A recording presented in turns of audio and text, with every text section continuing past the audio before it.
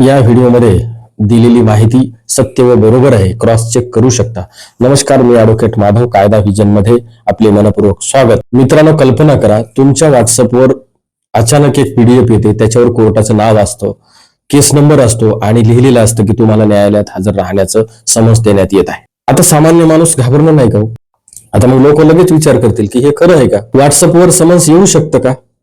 की हे फेक आहे का? कोर्ट खरंच व्हॉट्सअप वापरतं का? पोलीस मोबाईलवर समन्स देऊ शकतात का? आणि याच्यासाठी कोणकोणती कलमं आहेत का? काही बॉम्बे हायकोर्ट नागपूर बेंचचा ऐतिहासिक निर्णयासहित व्हॉट्सअपचे समन्स सिव्हिल आणि क्रिमिनल केसमधील नेमकं कोणत्या केसमध्ये वापरल्या जाते, त्याचा फरक सिव्हिल केसेसमध्ये लागू होतोय का क्रिमिनल केसेसमध्ये हे लागू आहे, आणि सामान्य नागरिकांनी कोणती काळजी घ्यावी, याबाबतच्या प्रश्नाच्या उत्तराची चर्चा या व्हिडिओमध्ये आपण सविस्तर सोप्या भाषेत करणार आहोत. व्हिडिओ अत्यंत महत्वाचा आहे, माहितीपूर्ण आहे. व्हिडिओ शेवटपर्यंत नक्की बघा. माननीय न्यायालयाची जुनी पद्धत आणि नवीन डिजिटल व्यवस्था एक पटकन समजून घेऊया. पूर्वी न्यायालयीन प्रक्रिया ही पूर्णपणे कागदोपत्री कागदावर चालायची.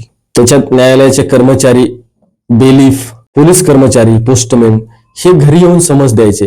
पण आता काळ बदलत चाललाय, सर्व काही डिजिटल होत आहे. Online banking, online shopping, online government services, online court process आणि सगळं मोबाईलवर आलं आहे. आता न्यायालयाची न्याय व्यवस्था देखील डिजिटल होत आहे. भारत सरकारने नवीन कायदे देखील आणले आहेत, हे तुम्हाला माहिती आहेच. 2023 ला BNSS यामध्ये इलेक्ट्रॉनिक प्रक्रियेला कायदेशीर मान्यता देण्यात आली. आता याच्यात कोणत्या कायदे, कोणती कलमे हे आपण बघू.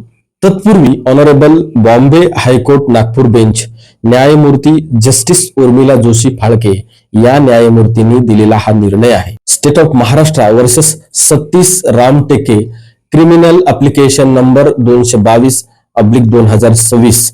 एकदम अलीकडचा, आत्ताचा म्हणजे दिनांक 12 फेब्रुवारी 2026 चा निकाल आहे. हे प्रकरण पोक्सो कोर्टामधील होतं.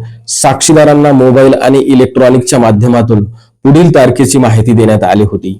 मात्र ट्रायल कोर्टाने म्हटलं मोबाईलवरून समन्स देणं वैध नाही आणि संबंधित पोलीस कॉन्स्टेबल वरती खर्च टाकण्यात आला होता.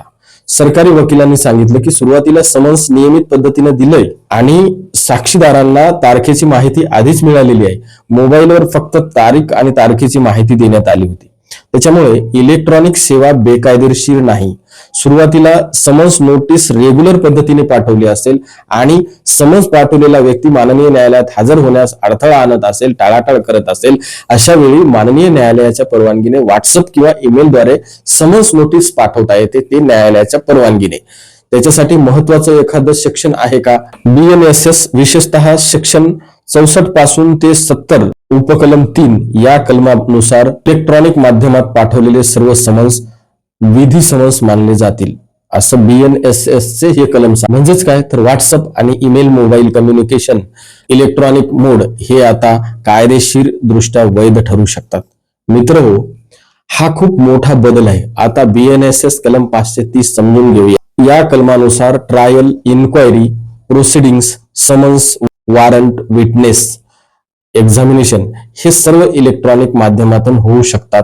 म्हणजे न्यायालयीन प्रक्रिया आता डिजिटल मोडमध्ये स्वीकारली जात आहे. माननीय नागपूर बेंच हायकोर्टानं अत्यंत महत्वाचं निरीक्षण या जजमेंटमध्ये समन्स देण्याच्या बाबतीत केलंय की समन्स देण्याचा उद्देश म्हणजे संबंधित व्यक्तीला माहिती पोहोचविणे आहे. जर माहिती मोबाईलद्वारे पोहोचली असेल, त्याचं माध्यम महत्वाचं नाही, उद्देश महत्वाचा आहे असं सांगितलंय. माननीय न्यायालयाने Cross Television India Private Limited versus Chitra Production या जुन्या निर्णयाचाही आधार घेतला. हा न्याय निर्णय PDF सायटेशन म्हणून वापरता येतो. ही व्हॉट्सअप सेवा क्रिमिनल केसेसमध्ये BNSS मुळे इलेक्ट्रॉनिक सेवा स्पष्टपणे मान्य झाली आहे. सिव्हिल केसेसमध्ये माननीय सुप्रीम कोर्ट आणि माननीय हायकोर्टच्या विविध या निर्णयामुळे व्हॉट्सअप आणि ईमेल सेवा स्वीकारली गेली आहे. विशेषतः कोविडच्या काळामध्ये न्यायमूर्तींनी म्हटलंय की व्हॉट्सअपवर ब्लू टिक आणि डिलिव्हरी रिपोर्ट, ईमेल अक्नॉलेजमेंट ही सेवा झाल्याचे पुरावे मानले जाऊ शकतात. मग आता नागरिकांनी काय काळजी घ्यायला हवी? मित्रांनो, प्रत्येक व्हॉट्सअप मेसेज हा कोर्टाचा समन्स नसतो. कारण आजकाल fake police, fake notice, digital arrest, त्याचा स्कॅम, फेक CBI कॉल्स याचं प्रमाण खूप वाढलं आहे. तर ह्या फेक स्कॅम मधून जर तुम्हाला पैसे मागितले तर सावध राहा. व्हॉट्सअपला तसा मेसेज आला तर कोर्टाचं नाव तपासा, केस नंबर तपासा, अधिकृत पीडीएफ तपासा. सगळ्यात महत्वाचं म्हणजे वकिलांचा सल्ला घ्या आणि सावध राहा.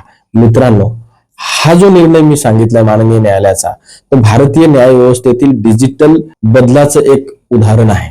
आजच्या काळात कायद्याचं ज्ञान असणं अत्यंत आवश्यक आहे, कारण मोबाईलवरील एक मेसेज कधी कधी मोठ्या कायदेशीर प्रक्रियेची सुरुवात असू शकते. व्हॉट्सअपवर आलेल्या समन्सच्या संदर्भात या व्हिडिओमध्ये या प्रश्नाची उत्तरं तुम्हाला मिळाली आहेत असं मला वाटतं.